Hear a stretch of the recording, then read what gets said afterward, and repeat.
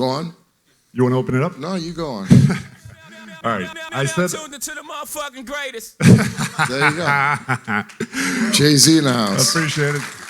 Much appreciated. Much appreciated, Beezel. I think that was for me, actually, but go on. I feel like, yeah, it's true. I feel like I said all the things I needed to say last night, but there's plenty of new faces here, and I can't thank you enough for joining us. I mean, we're going to try to keep this brief. Obviously, it's more about the panelists, it's more about the festival, everything that we have scheduled on the program, but you have to understand that we do this year-round, day in, day out. It took us 360-something days to put this together. Hopefully it's going to be a fantastic festival with a very eclectic mix of guest speakers. Before we basically start talking about what we're going to talk about, I would like to kind of announce special additions to the program, which Ermin kind of already gave you a heads up. So this year we decided sport business is just too huge, it's too big, so we're going to have 3 separate stages. Why have one stage when we can have 3? So, newest edition, thanks to our dear partner, Nikola Stonlik, the Sunsets Esports Festival, which is going to be running today. And also, I want to give a special shout out to our friends, and please stand up, our dear friends from Ultrax, who are going to be in charge of the Sunset Sport Performance Lab. As a former athlete, it's something that makes me very happy because for all the performance lovers out there, for everyone who's involved in strength and conditioning, mental coaching, nutrition, there's going to be plenty of interesting topics there. Back to the main thing over here. The reason why we're here is because a couple of years ago, we had a very interesting dinner, the 3 of us. We were at a conference, we just met, we were just talking about different stuff, what Nikola's doing. Obviously, Nikola being, a strong weightlifting beast that he is, we came to a certain topic. So maybe, Pete, you can talk a little bit about it. First of all, thanks everyone that was there last night. That was fun. I'm still a little tired from that, but bear with me. But yeah, one of the things is about my background is besides the fact that my family's from here, from Croatia. I've been coming here my whole life. Consider myself as much Croatian as I do New Yorker.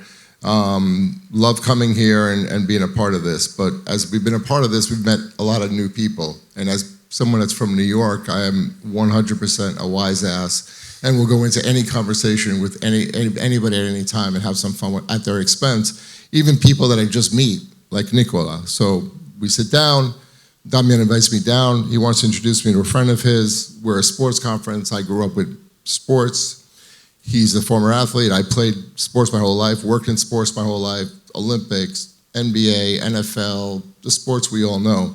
And we sit down and he introduces me to Nikola and he says, yeah, Nikola runs he's a really prominent figure in the esports space. And I just look at him like, esports, all right. That's funny. Sports.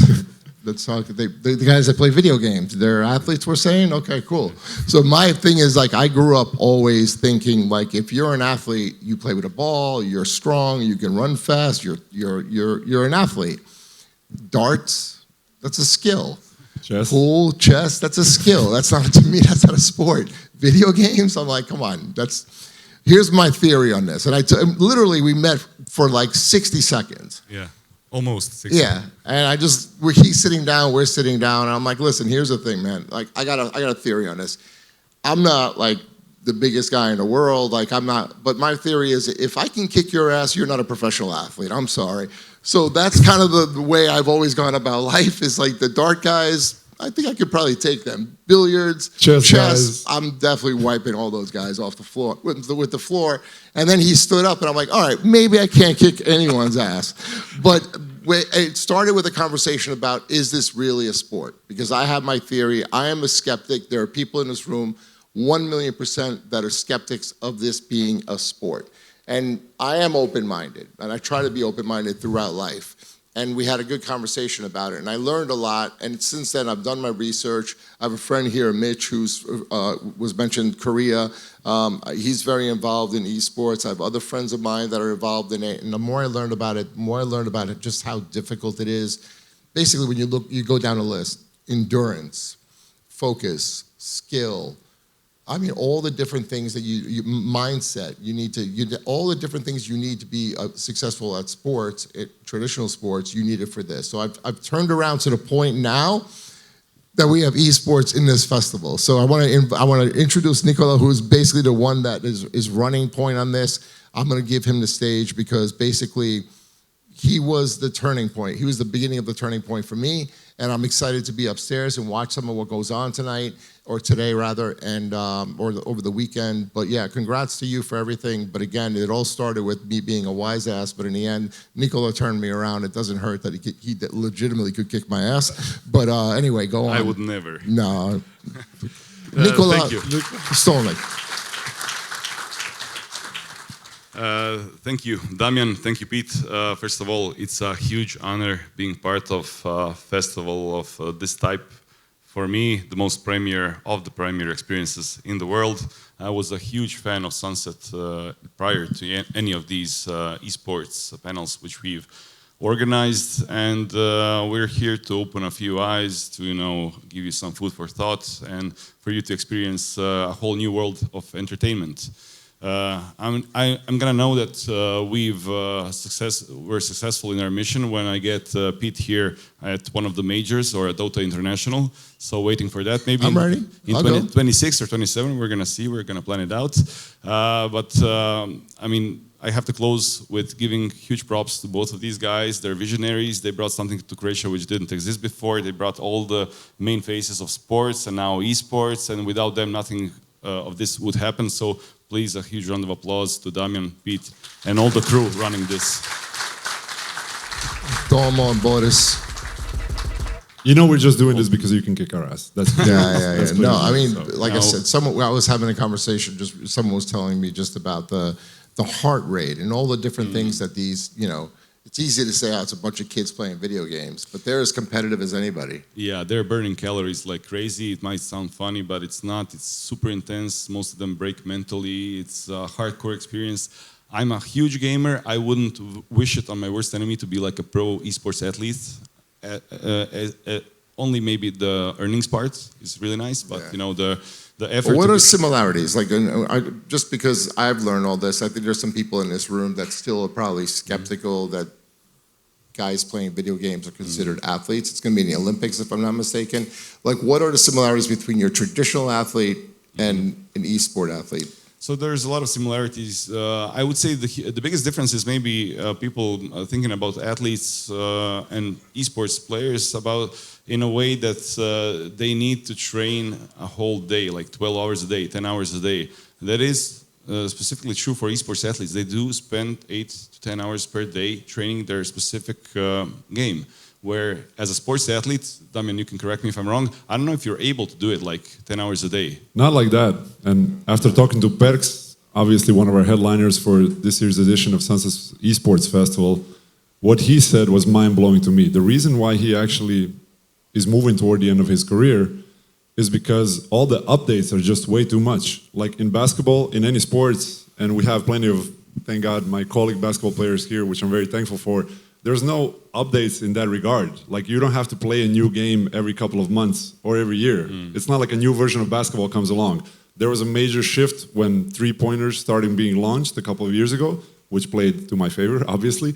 But aside from that, there's not really dramatic changes. Whereas in esports, Perks told me his brain basically started burning out because you think you mastered one level of a game and boom, a company comes with a new update and all of a sudden you have to renew that game in order to be on top of that very same game. Yeah, I think that's the biggest difference. But the biggest similarity is that they need to be super focused on their skill, on their game, that there's no leeway of, let's say, partying or like missing coaching session or messing around with your food or your fitness. If you're gonna be the top of the line, there are formulas for that, but they're super hardcore and punishing. So whoever picks that route, even though it's video games and sounds fun and easy, you have to be like the 1% of the 1% of the 1% to make it.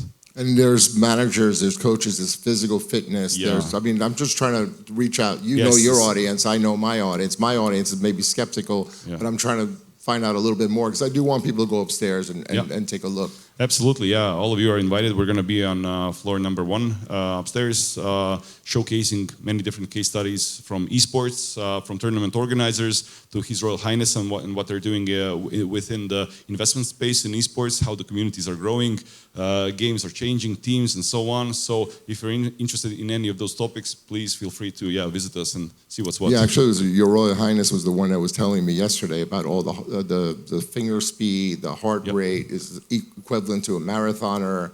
I mean, just some physiology stuff that was just crazy to me to hear. Yeah, I think there needs to be a documentary on, especially that, on the extreme sport aspects of it, and I think there's no person better than you to actually pull it off. No pressure. No pressure. No, I mean, It's not like you're. No, I love it's not telling. like you're busy. No, I'm about to not be busy, which is nice. But no, I love telling stories, and I love telling stories about things that I'm learning about, and I think that helps me tell them. So, anyway, for us, we are going to be pretty traditional up here, for the most part, traditional, non-traditional, but upstairs, there's some interesting things going on. Some new stuff. Yeah. Absolutely. So make sure to check out the program is going to be running today. Also, yes, the Sunset Sports Performance Lab powered by Ultrax, also something we're very proud of, our collaboration with a Croatian company. We're always proud of our Croatian heritage, our Croatian roots. We try to build a platform that promotes everything best that Croatia has to offer in sports science. So therefore, I think we're going to have a fantastic program upstairs. Also on level -1, something that maybe Nikola, you can share a little bit more about. Sure.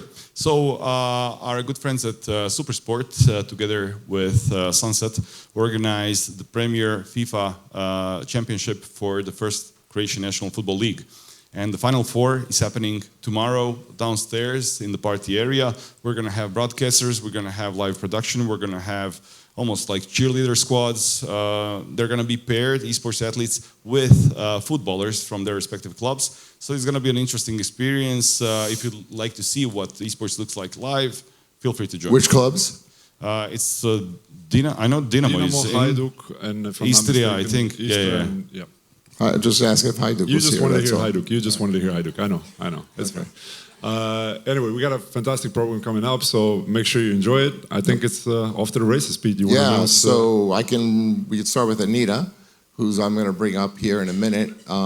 I've had the honor of bringing a lot of people that I work with in the United States, whether it was Julian Edelman, friends of mine like Bill Belichick, Ray Lewis from traditional football in America, well, more traditional here, but our football. I've also had the pleasure of bringing Del Piero and Schmeichel and people like that, but also these are all former players I mentioned, also professionals behind the camera, like Kate Scott last night, and the young lady I'm about to introduce is a rising star in an industry. She's become a big part of our CBS team. On days where Kate needs a break or is doing something else, Anita slips in and seamlessly covers our show for us, a show that's world renowned. So before I bring up Anita, I think we want to play a little sizzle of hers, then I'll have her come up.